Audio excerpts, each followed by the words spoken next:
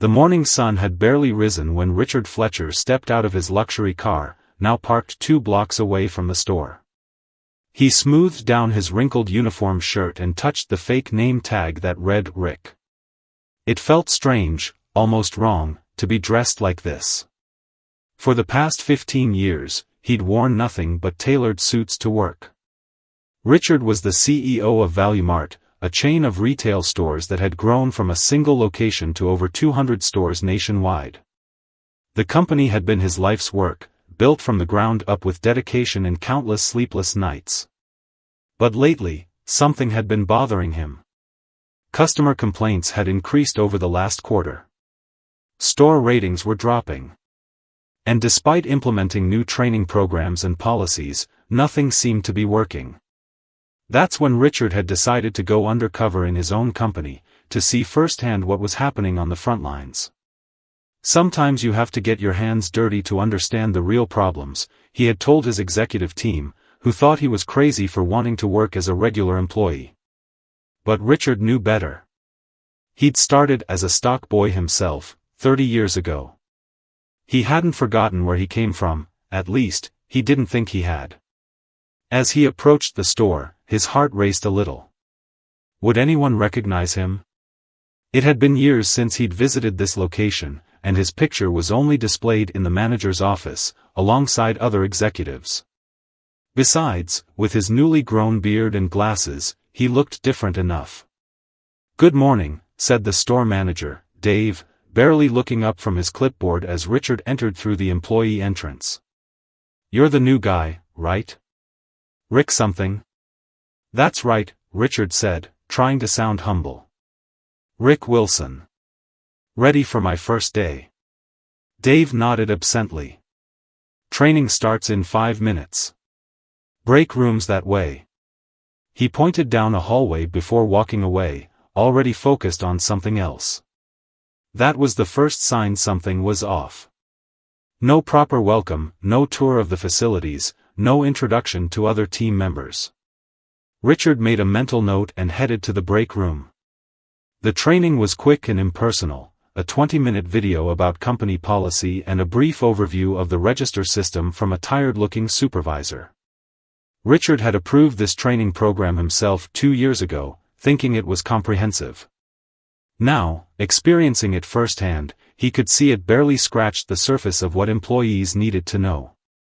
"Any questions?" the supervisor asked, clearly hoping there wouldn't be any. "What about customer service protocols?" Richard asked. The supervisor shrugged. "Just be nice, I guess. You'll figure it out." Then he handed Richard a store vest and assigned him to Register 3. Throughout the morning, Richard struggled with the register. It was more complicated to use than he had realized. Customers grew impatient as he fumbled through transactions. He apologized repeatedly, explaining it was his first day, but most people were too busy to care. His fellow employees weren't much help either. When he asked questions, they gave brief, unhelpful answers before hurrying away. By lunchtime, Richard was frustrated and disheartened. Was this how all new employees were treated? No wonder customer service was suffering. During his break, he sat alone in the corner of the break room, observing the dynamics between staff members. There were clear cliques, the warehouse team kept to themselves, the cashiers formed another group, and department managers huddled together, occasionally throwing annoyed glances at the others. As Richard unwrapped his sandwich, he overheard snippets of conversation. "Did you see the new sales targets? Completely unrealistic. That customer wanted me to check 3 different stores for an item. Like I have time for that. Corporate has no idea what it's like down here. They just sit in their fancy offices making dumb rules." Richard winced at the last comment. Was that really how employees viewed the corporate team?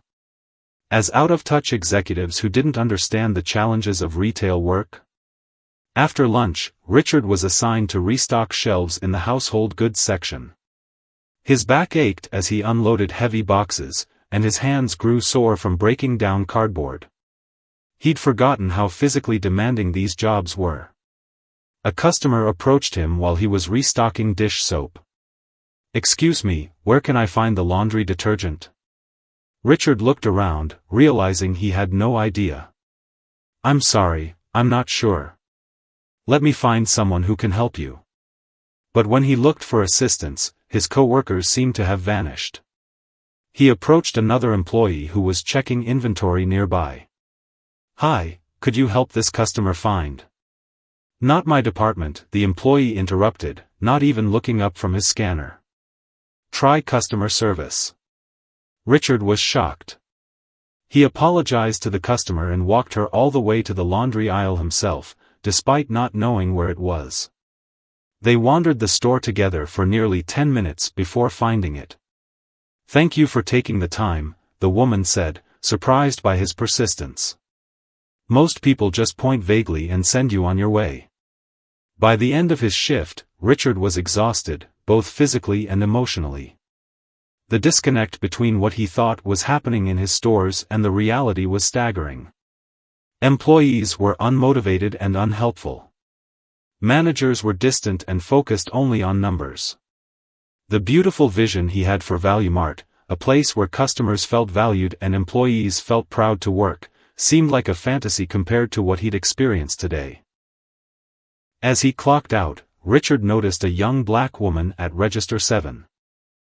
Unlike the others, she had a genuine smile for each customer. She took time with an elderly man who was counting change, patiently waiting without showing any signs of frustration. When a mother with a fussy toddler came through her line, she pulled a small toy from under the counter, a company promotional item, and gave it to the child, immediately stopping the tears. Richard watched, transfixed. Here, finally, was someone who embodied the Value Mart spirit he'd always envisioned. As he headed toward the exit, he decided to return tomorrow and learn more about this cashier who stood out from the rest. What he didn't realize was that this chance observation would eventually transform not just his company, but his entire perspective on leadership, community, and what truly mattered in business. Richard returned to Value Mart the next morning with renewed determination. He arrived early, hoping to observe the store before his shift began. In the parking lot, he noticed the same black cashier from yesterday, her name tag read Tanya, helping an elderly woman load groceries into her car. "You didn't have to come all the way out here with me," the old woman was saying. "It's no trouble at all, Mrs. Chen," Tanya replied warmly. "These bags are heavy, and it's still a bit icy in spots." Richard watched from a distance as Tanya not only loaded the groceries but also made sure the elderly woman was safely in her car before heading back inside. She wasn't on the clock yet, this was simply who she was. During the morning staff meeting, Richard stood in the back, listening as Dave, the manager, rattled off daily targets and promotions without enthusiasm. When Tanya raised her hand to suggest a better way to organize the promotional display, Dave cut her off. "We're doing it corporate's way," he said dismissively. "They think they know best, so let them have it their way." Several employees snickered, and Richard felt his face flush. Was this how management communicated about corporate decisions? Throughout the day, Richard was assigned to work alongside different team members. He stocked shelves with a young man named Raj, who barely spoke and moved with the slow pace of someone deliberately stretching out their tasks. "Been here long?" Richard asked, trying to make conversation. 3 years, Raj replied flatly. "Same as the last guy who had this job. And the guy before him. You don't sound very happy about it." Raj shrugged. "It's a job. Nobody cares if you work hard or not. Pays the same either way." During his lunch break, Richard spotted Tanya sitting alone, reviewing what looked like textbooks. He took the opportunity to join her. "Mind if I sit here?" he asked. She looked up with a genuine smile. "Not at all. You're Rick, right? The new guy?" Richard nodded, surprised she knew his name. "That's right. I was watching you yesterday. You're really good with the customers." Tanya laughed. My grandmother owned a small corner store in our neighborhood. She taught me that every person who walks through the door deserves respect, no matter how small their purchase. That's a good philosophy, Richard said. But it seems like not everyone here feels that way. People get beaten down, Tanya said thoughtfully. They start out wanting to do their best, but when nobody notices or cares. She trailed off, then added, I'm studying business management. She gestured to her textbooks. One day, I want to change how places like this are run. Richard listened, fascinated, as Tanya shared her ideas about employee engagement and community connection. She spoke about simple changes that could make both employees and customers feel valued. Like what? He asked. Well, for starters, learning people's names. Not just customers who come in every day, but learning about your coworkers too. Dave's been manager for 2 years, and he still calls me the girl at Register 7 half the time. Later that afternoon, Richard watched as Tanya handled a difficult situation. A customer was yelling about a coupon that had expired, causing a scene at the front of the store. While other employees looked away uncomfortably, Tanya stepped in. Sir, I understand you're frustrated, she said calmly. While I can't accept the expired coupon, we have a similar promotion starting today that I can apply to your purchase instead. The man's anger deflated visibly. Oh. Well, thank you. It wasn't just what Tanya said, but how she said it, with genuine care and without condescension. Richard realized he was witnessing something rare and valuable, natural leadership. As his second day undercover came to an end, Richard knew he needed to learn more from Tanya. Her approach to customer service wasn't just good for business, it represented the heart and soul his company had somehow lost along the way. By his third day undercover, Richard had started to blend in with the other employees. The novelty of being the new guy had worn off, and people spoke freely around him, unaware of his true identity. What he heard troubled him deeply. Another email from corporate about customer satisfaction, Dave announced during the morning huddle, rolling his eyes. They want us to ask every customer about their shopping experience. Like we have time for that, muttered one of the department heads. Just do it when the district manager visits next week, Dave said with a dismissive wave. Otherwise, business as usual. Richard felt a knot form in his stomach. Was this happening in all his stores? Managers pretending to follow directives only when being observed? During his break, Richard noticed Tanya in the staff room organizing what looked like cards and small gift bags. What's all this? He asked, approaching her table. Just a little something, she replied. It's Mrs. Washington's birthday tomorrow, she comes in every Tuesday for her groceries. And this is for Mr. Patel, his son just graduated college. She gestured to another small package. I like to keep track of the regulars. The store pays for these? Richard asked, knowing full well they didn't. Tanya laughed. No, it's just me. It doesn't cost much, just dollar store cards and little treats. But it means a lot to them.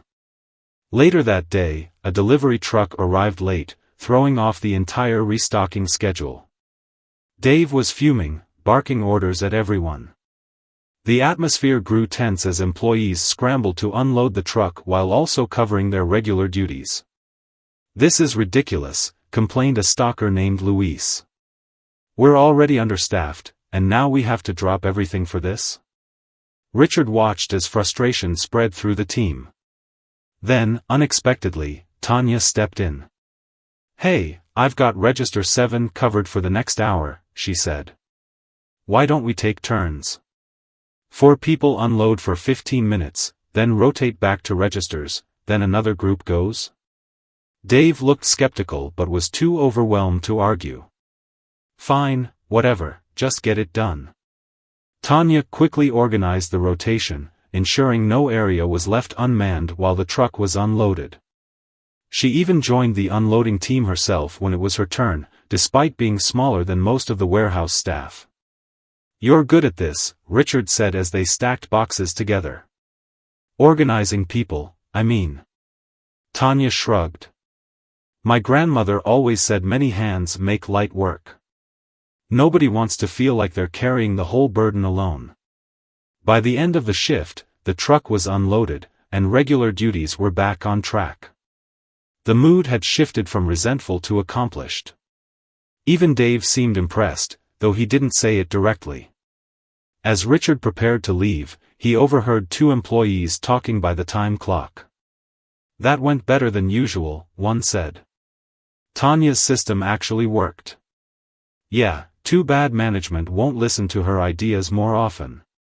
Remember when she suggested the community donation drive?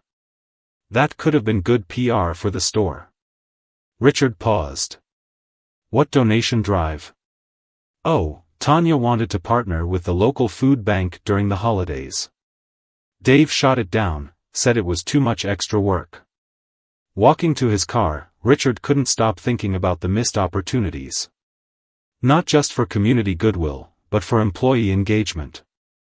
Tanya's natural leadership had accomplished more in 1 hour than Dave's position of authority had all day. Tomorrow, Richard decided, he would learn more about these ideas management had been ignoring. On his 4th day undercover, Richard arrived early and found Tanya already there, helping a young mother with a stroller navigate through the narrow entrance. The automatic door is broken again, Tanya explained when she returned inside. That's the 3rd time this month. Hasn't anyone called maintenance? Richard asked. Forms were filled out weeks ago, she replied with a sigh. But non-essential repairs get pushed back. It's frustrating because it affects customers with strollers or wheelchairs. Throughout the morning, Richard noticed how Tanya seemed to anticipate needs before they arose. When the store got busy around lunchtime, she called for backup registers before lines formed. When an elderly customer looked confused in the medication aisle, she stepped away from her register during a lull to offer assistance. During their shared lunch break, Richard decided to dig deeper. You mentioned a community donation drive that got shot down, he said casually. What other ideas have you had? Tanya's eyes lit up. Oh, I have a whole notebook full of them. She pulled out a worn spiral notebook from her bag. Some are small, like creating a better training buddy system for new hires. Others are bigger, like partnering with local schools for career days. As she flipped through the pages, Richard was amazed at the thoughtfulness behind each idea. They weren't just feel-good initiatives, they made solid business sense. This one's my favorite, she said, pointing to a sketch of the store layout. A community board near the entrance where local businesses can post flyers and events. It would bring people together and drive foot traffic. Have you shared these with management? Richard asked, already suspecting the answer. I tried when I first started, Tanya said. But after getting shut down repeatedly, I stopped bringing them up. She closed the notebook. Dave says we need to focus on corporate metrics, not side projects. Later that afternoon, an incident occurred that showed the stark difference between management styles.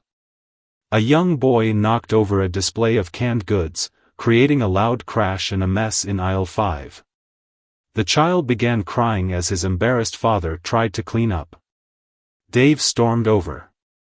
Sir, please be more careful with your child, he said tersely, calling for cleanup on his radio.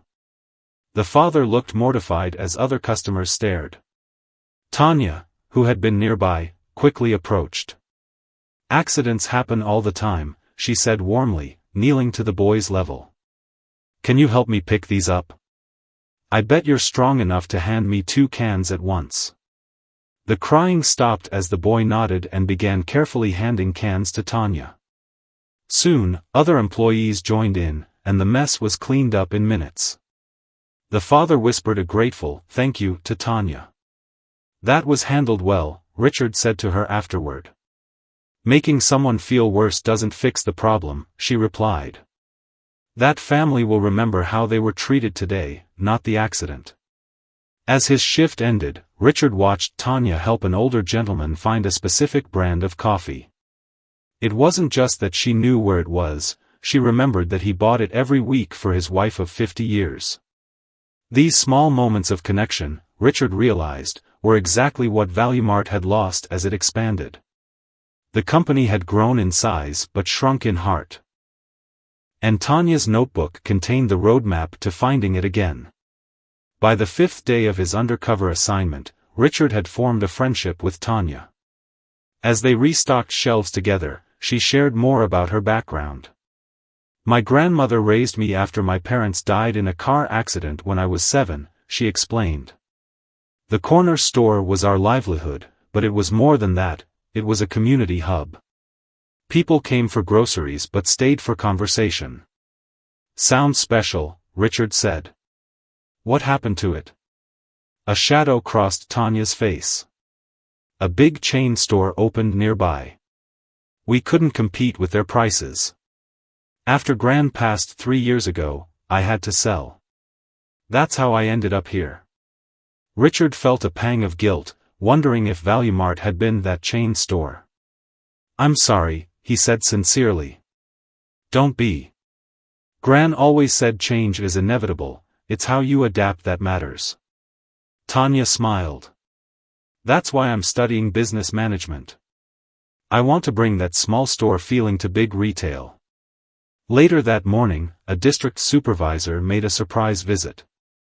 Dave immediately transformed, becoming energetic and attentive. Suddenly, the customer service protocols Richard had heard mocked were being followed to the letter. "And how's our customer satisfaction initiative going?" the supervisor asked Dave. "Excellent. Everyone's asking customers about their shopping experience," Dave said smoothly. Richard watched as employees scrambled to play along with the charade. Everyone except Tanya, who continued working as she always did, no better, no worse, because her standard never changed regardless of who was watching.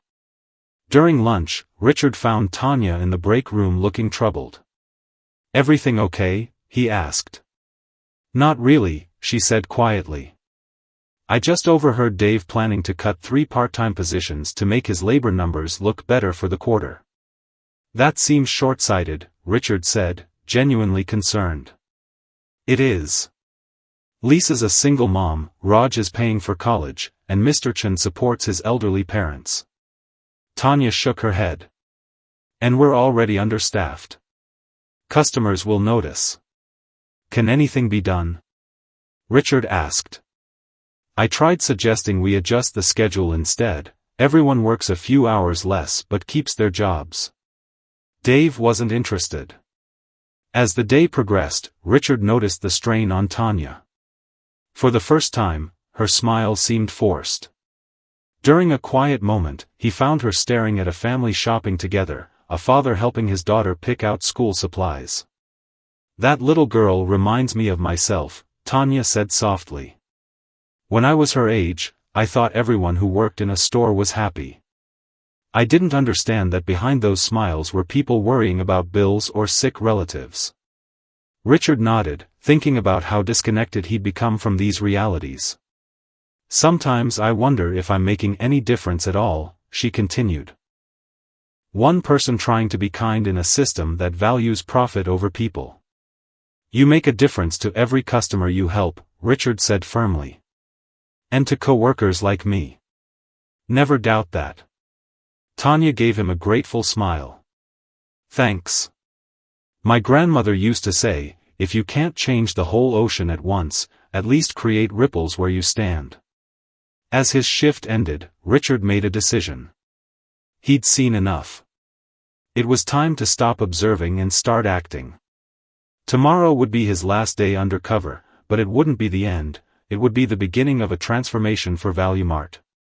Richard's final day undercover began with a store meeting where Dave announced the upcoming visit from corporate headquarters.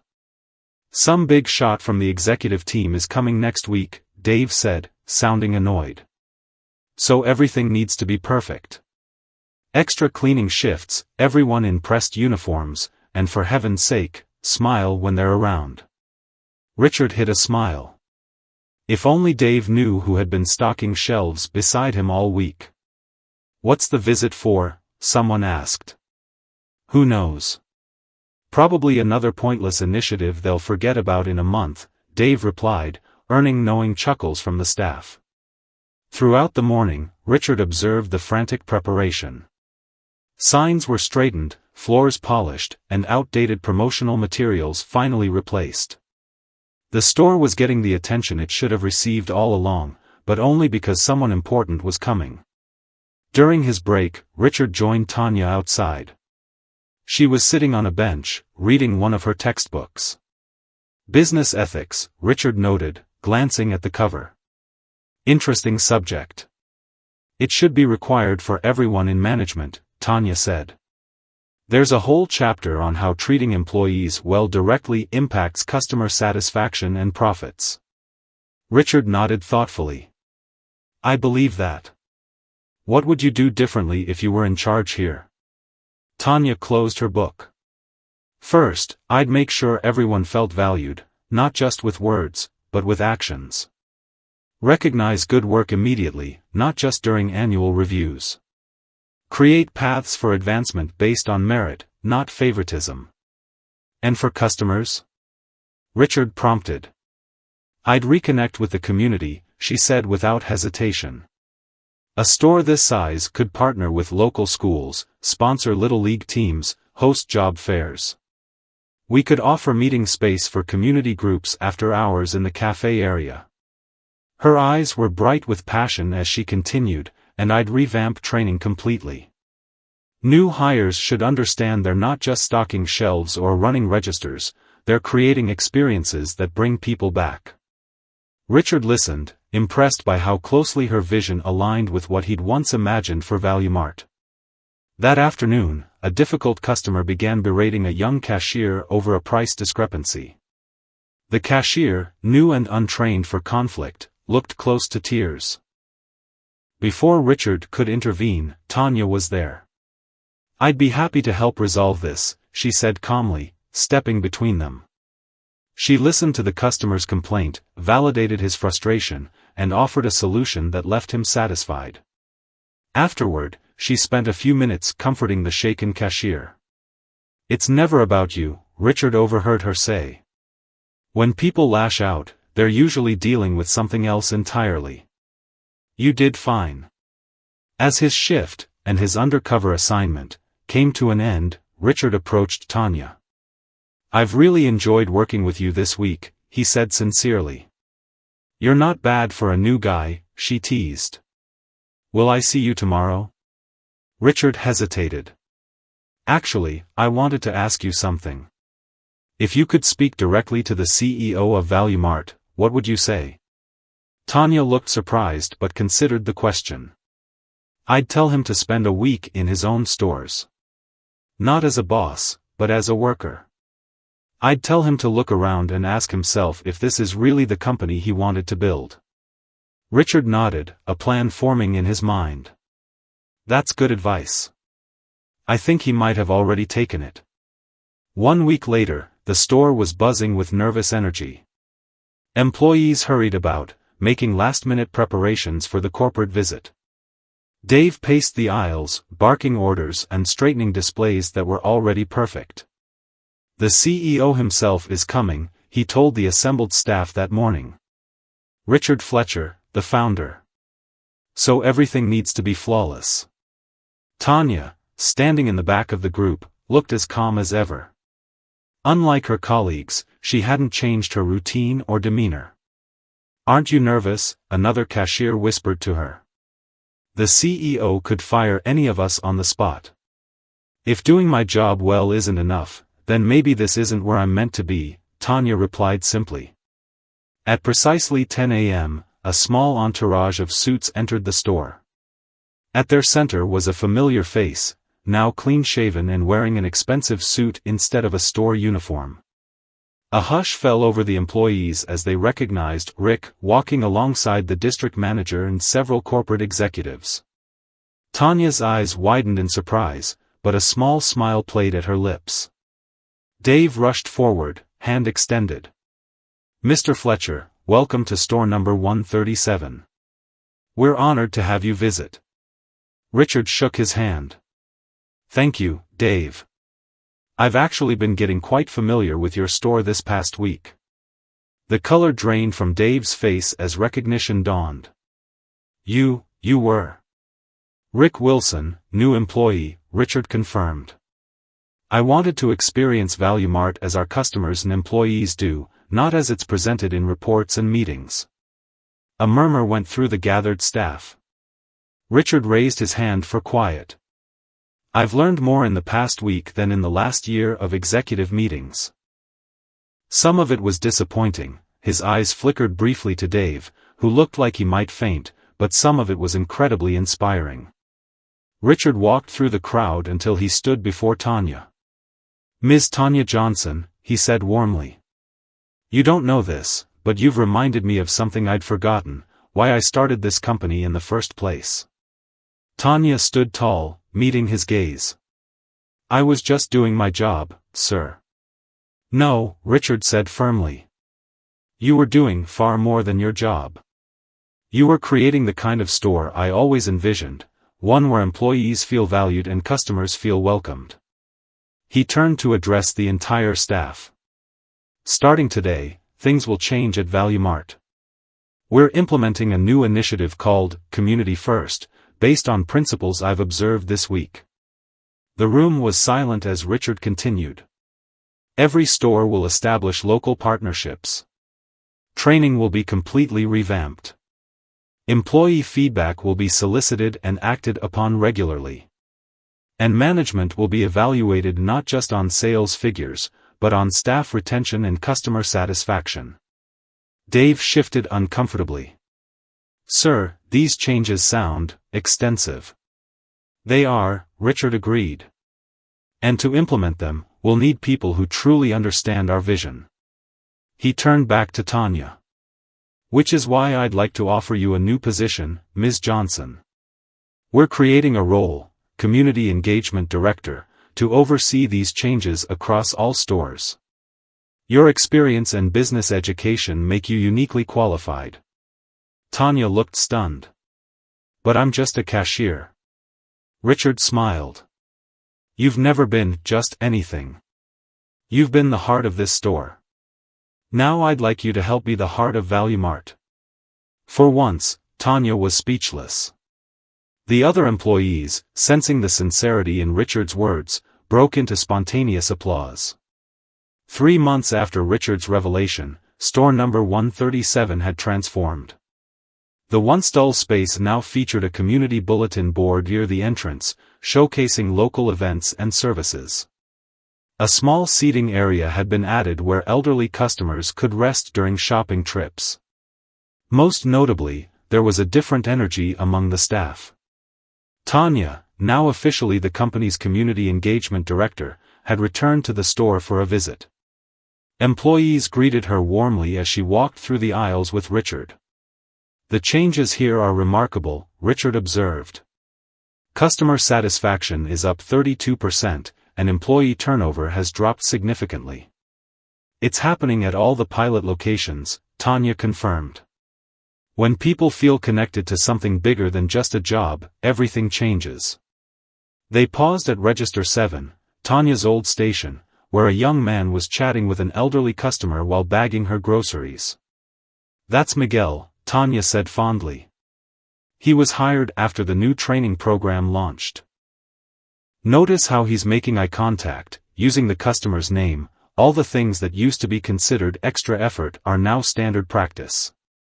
As they continued their tour, Richard noticed other changes. Employees were helping each other without being asked. Managers were visible on the floor rather than hidden in offices. Even the break room had been transformed, with a kudos board where staff could publicly recognize each other's contributions. And what about Dave? Richard asked. Tanya's expression became thoughtful. He actually requested a transfer to our smallest location. Said he wanted to relearn the business from the ground up. That took courage, Richard admitted. People can surprise you when given the chance to grow, Tanya said. Not everyone resists change, some just need to see that it's possible. Later that day, they met with local business owners who had partnered with the store for a weekend job fair. The event would use ValueMart's cafe space after hours, providing exposure for small businesses while helping community members find employment. "This is exactly what I meant by reconnecting with the community," Tanya explained as they finalized details. "The store becomes more than a place to shop, it becomes part of the neighborhood's ecosystem." As the business owners left, an elderly woman approached Tanya with a warm smile. "Aren't you the kind cashier who used to help me with my groceries?" she asked. "Mrs. Chen," Tanya said, recognizing her immediately. "Yes, that was me. How have you been?" "Much better now that you've fixed this store," Mrs. Chen said frankly. "And I've been telling all my friends at the senior center to shop here." After Mrs. Chen left, Richard shook his head in amazement. "That's the kind of advertising money can't buy." "My grandmother called it goodwill equity," Tanya said. "It builds slowly but lasts forever." That evening, as they reviewed implementation plans for the next wave of stores, Richard paused.